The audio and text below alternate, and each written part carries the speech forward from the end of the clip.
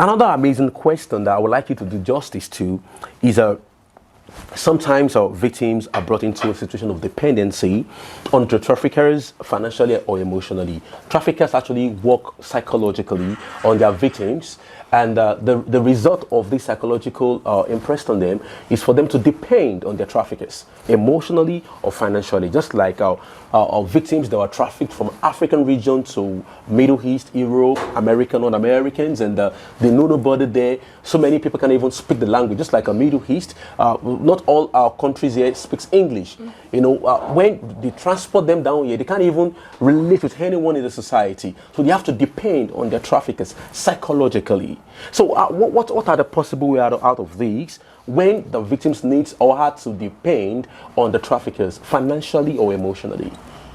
Yeah, actually that aspect too, it's something that it's very difficult because there is this they call it the Stockholm syndrome. Oh, okay. Yeah, when the victim becomes so emotionally attached to the trafficker. Yeah.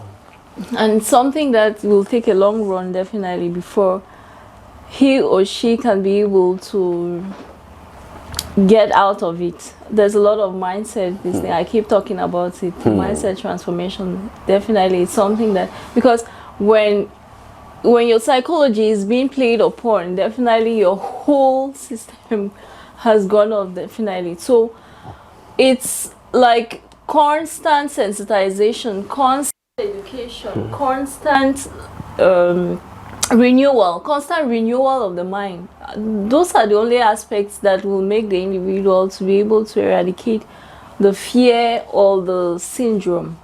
For me, based on what I think. Wow, I've been following a particular story about some African young girls that were actually trafficked down to Europe, and one of the things they made mention is the traffickers. They were put in a container for weeks. They barely get food, but they give them water. They come, they break their defense, force them into sexual act, and at times they dress like a police officer for them not to trust the security system. You understand? To work on their subconsciousness now. So how will you actually, in your own opinion, actually advise victims because so many victims now don't even trust the security system. They don't trust the police or any other governmental agencies now. So what will you say on this matter? The victims just have to trust the system, and actually, because they need to make their voice heard. By the time it gets to the third person, even if the first person is false, the second person is false, by the time it gets to the third and the fourth person, definitely their problem is going to be solved. So it's just to keep on.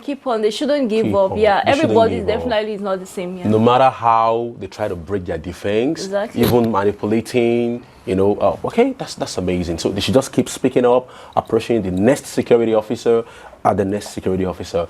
All right, and that will lead me to this question. And the question is, do you think government or governmental agencies benefit from human trafficking? I just want to relay you back to one of the statistics that you gave. Okay. You made mention of the fact that 13.1 billion US dollars annually. Annually per year. Yeah, that is what these guys are getting from trafficking. Yeah, the traffickers are getting from trafficking. Exactly, and these traffickers, they actually pay taxes to the government. So I wouldn't want to. So now, when you say they pay taxes, like, are you saying possibly places those the victims are being hosted? Is that where they're paying taxes on, or on the transportation? I don't understand. Maybe you can break down the taxes. Are you referring to probably the hotels, the spa centers, and so the traffickers? How do they remit their taxes? Actually, these are institutions. Okay. Institutions. These are buildings also, and buildings, they have a certain subsidy, definitely, which they give to the government, if not monthly, annually. Wow. So it could come from those those avenues. Okay, well, it bittered my heart to see young people actually had to go through this. Now old people are actually trafficked too, but the focus is on younger ones, and I believe parenting really have a lot to do in sensitization, sharing information, and actually bringing these young ones in a very proper way, in a more protective way. And I think campaigns like your own organization, the way you run the campaign, and other institute, NGOs, you actually do more in the area of giving orientations, and because traffickers are the next person to you, and the next door, your neighbors, your family, your friends, and the likes. So sex trafficking is considered a crime, and the criminal act cannot be carried out without the assistance or involvement of local network. How do I mean local network? People around you. You understand? The local people, in the wood, because just like in African territories now, somebody is paid to lure that person in, to lure the victim in. So I mean the local networks, the local securities, and so some people are involved in this indirectly or directly. So how can all these parties to this network be brought to book? I mean the network to actually lure the victims locally. Okay, I would like to start with the case of actually not exposing these individuals first of all, like those who are trafficked, the girl children who are trafficked, because majority of them that are found in the streets, they may have run away from the houses. So it goes back to the parenting. The conditions in the house should not be in a form that the child will have to run away from the house. And I believe it's also the duty of the local communities, of the local governments, at the community level to ensure security. Because the crime cannot be carried out without the involvement of these people at a local level. So how can they be brought to book? Those people involved assisting the traffickers to perpetuate this act. It's going to take a laudable contribution from the citizens themselves, because they definitely have to rally up. Eyes opening. Exactly. They have to rally up. I don't know whether in some cases jungle justice maybe has to be done or what, because I understand if there's repeated reporting of these individuals to the government officials, definitely something is going to be done. If I complain today, I complain tomorrow, another person gives the same complaint repeatedly. I think, and if something is not done after that, then wow. Really?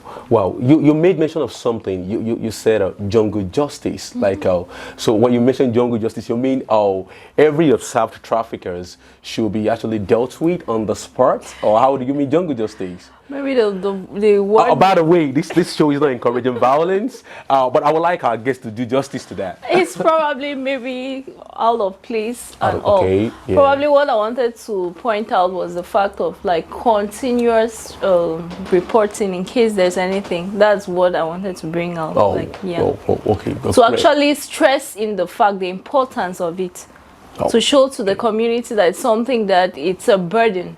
And it's something definitely that has to be seen into. These are the measures ILO and other international bodies are agitating for. Like the TVP is right. The traffickers victims protection rights should be well established in Africa. And this can be done with the help of the locals.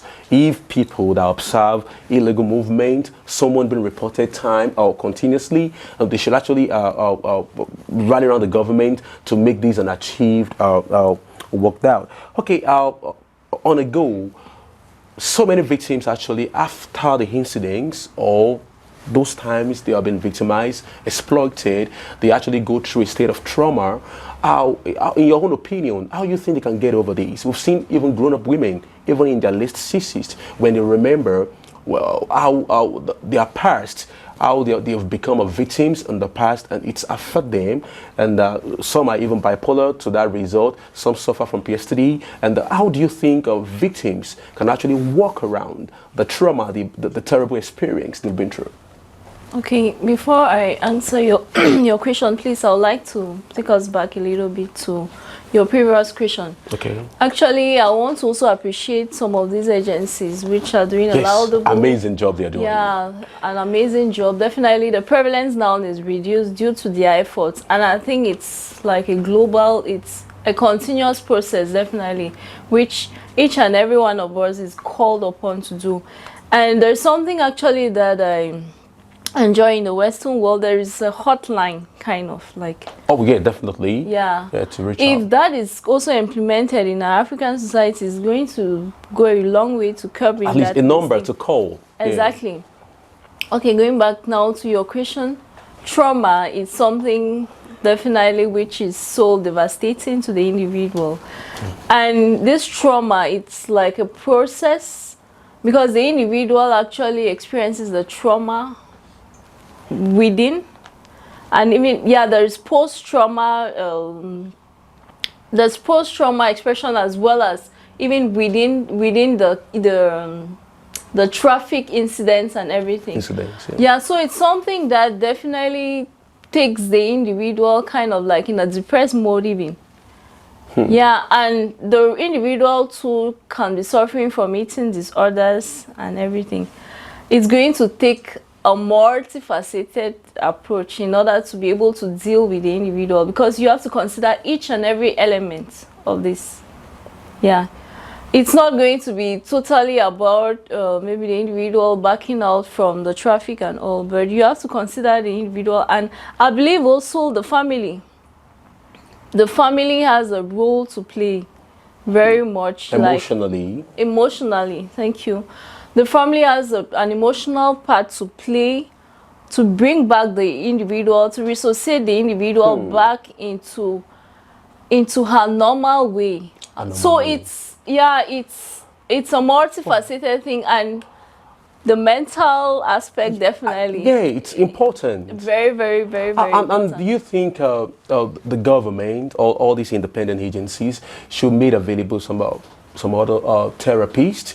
You know, I'm just asking. Don't you think there should be some counselors, maybe some therapists that can actually walk them through the state of mind? When you mention mentally, that's why I'm actually talking about this.